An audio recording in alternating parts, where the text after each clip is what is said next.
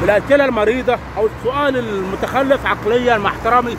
يجي لك واحد على اليوتيوب على التيك توك، انت منين يا كابتن عزوز؟ قال لي انا منين؟ انا من اسكندريه.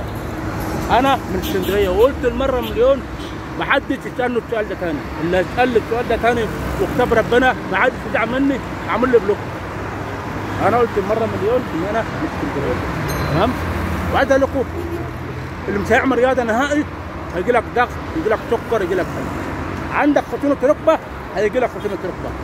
فرياضه بتقوي من اللياقه البدنيه بتاعتك، مش هتعملها نهائي فانت كده هتروح في الباي باي. اللي ما عندوش مرض يجي له مرض. ما تستناش وزنك لما يزيد، اوعى تستنى وزنك يزيد او يجي لك مثلا امراض الدنيا كلها، لا.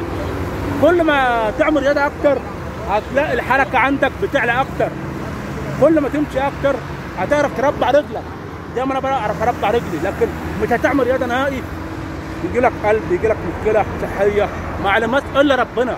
فانتوا له مارس رياضه، وانا بتمنى من كل المشتركين الاشتراك واللايكات والشير والدعم، وشكرا لكم.